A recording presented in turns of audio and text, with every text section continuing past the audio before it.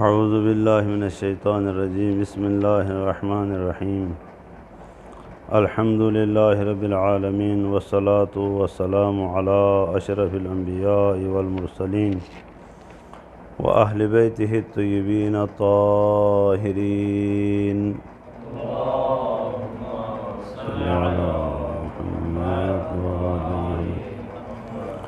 ولعنۃ اللہ علی اعدائہم من یوم عداوتہم الی یوم الدین اللہم وفقنا وجمیع المشتغلین بالعلم والعمل الصالح بحق محمد وآل محمد استغفر اللہ ربی واتوب الیہ قال الحسین بن علی السلام اللہ علیہما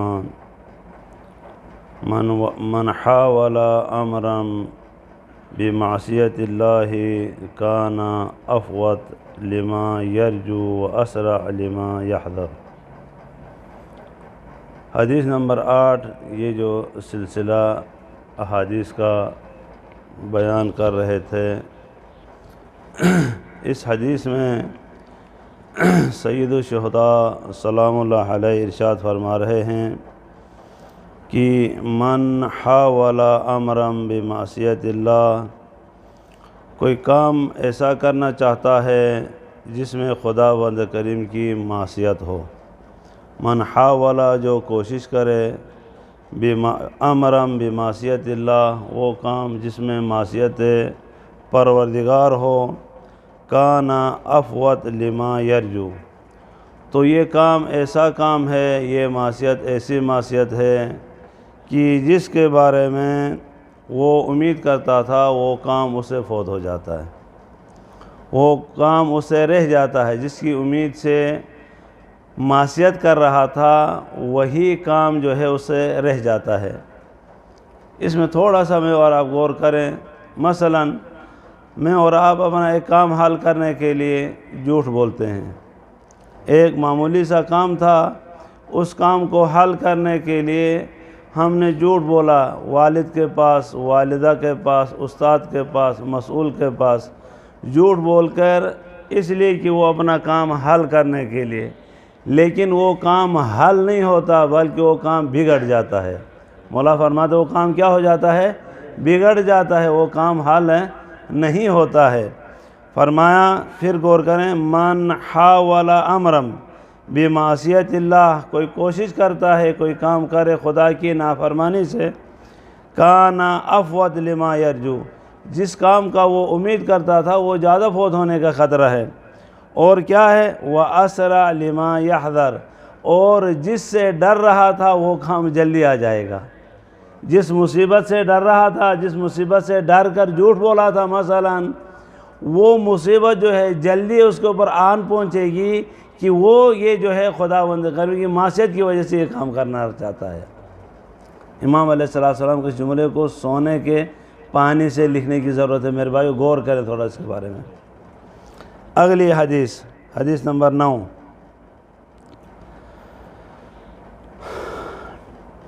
الا ترون ان الحق لا يعمل به وان الباطل لا يتناهى عنه لیرغب المؤمن فی لقاء اللہ محقا۔ یہ کربلا میں عاشوراء سے پہلے یا عاشوراء کے دن یہ امام علیہ السلام کو ان خطبوں میں یہ بات شامل ہے۔ فرمایا، الا ترون ان الحق لا يعمل به، آیا حق کی طرح نہیں دیکھ رہے ہو کہ حق پہ عمل نہیں ہو رہا ہے؟ حق پہ عمل نہیں ہو رہا ہے، کسی کا حق کھایا جا رہا ہے، کہیں نماز قائم نہیں ہو رہی، کہیں روزہ نہیں رکھا جا رہا ہے، حدود اللہ معطل ہوتے جا رہے ہیں، حدود اللہ معطل ہوتے جا رہے ہیں، یہ نہیں دیکھ رہے ہو؟ الا ترون ان الحق لا يعمل به، حق پہ عمل نہیں کیا جا رہا ہے، وان الباطل لا يتناهى عنه، اور علی الاعلان برائیاں ہوتی ہیں، اسے روکا نہیں جا رہا، علی الاعلان برائیاں ہو رہی ہیں، ان سے روکا نہیں جا رہا ہے۔ لیرغب المؤمن فی لقاء اللہ محقا، جس کے بارے میں مومن جو ہے اس امید کے ساتھ کام کرے، اس امید کے ساتھ لگے کہ خداوند کریم کہ واجب کردہ یا خداوند کریم کے جو احکام ہیں ان کو صحیح عمل کر سکے، لیکن مومن عمل نہیں کر سکے گا۔ مومن ان کاموں تک نہیں پہنچ سکے گا جو خداوند کریم نے اس کے اوپر کیا کہتے ہیں واجب قرار دیا ہے۔ سلام اللہ علیہ یا مولا یا ابا عبداللہ۔ اگلی حدیث میں فرماتے ہیں فَإِنِّي لَا أَرَى الْمَوْتَ إِلَّا سَعَادَةً وَلَا الْحَيَاةَ مَعَ الظَّالِمِينَ إِلَّا بَرَمًا۔ فرماتے ہیں کہ فَإِنِّي لَا أَرَى الْمَوْتَ إِلَّا سَعَادَةً، جو اجواء، جو حالات اس زمانے میں پیدا کیے گئے ہیں، امام علیہ السلام اس زمانے سے اشارہ کر رہے ہیں، جس زمانے میں کچھ حالات پیدا کیے گئے ہیں، جو اجواء اس زمانے میں پیدا ہوئے ہیں، ان کے بارے میں امام علیہ السلام فرماتے ہیں فَإِنِّي لَا أَرَى الْمَوْتَ، اس زمانے میں یہ جو اور یہ فضا اور یہ جو ماحول پیدا کیا گیا ہے، اس ماحول میں زندہ رہنے سے موت میرے لیے بہتر ہے۔ موت جو ہے بہتر ہے اس زمانے میں باقی رہنے سے، زندہ رہنے سے موت کیا کہتے ہیں زیادہ بہتر ہے۔ فَإِنِّي لَا أَرَى الْمَوْتَ إِلَّا سَعَادَةً، میں نہیں دیکھ رہا مگر موت کو اس زمانے میں بہتر، سب سے بہترین چیز جو اس میں موت ہی مجھے نظر آ رہی ہے۔ اس زمانے میں زندہ رہنا بہتر نہیں بلکہ موت بہتر ہے، جو اجواء اور جو ماحول پیدا کیا گیا۔ اس ماحول میں حسین ابن علی جیسا فرزند، حسین ابن علی جیسا فرد زندہ نہیں رہ سکتا، حسین ابن علی جیسا فرد اس زمانے میں زندہ نہیں رہ سکتا۔ اس زمانے میں موت میرے لیے زیادہ اہون ہے، زیادہ سعادت مند ہے، زیادہ نیک ہے، زیادہ بہتر ہے۔ وَلَا الْحَيَاةَ مَعَ الظَّالِمِينَ إِلَّا بَرَمًا، اور زندگی جو ہے دشمنوں کے ساتھ، ظالم کے ساتھ زندہ رہنا، یہ جو ہے کیا کہتے ہیں اپنے آپ کو ذلت اور رسوائی کے سوا کچھ نہیں سمجھتا ہوں۔ میں اس وقت زندہ رہنا رسوائی اور ذلت کے علاوہ کچھ نہیں سمجھتا۔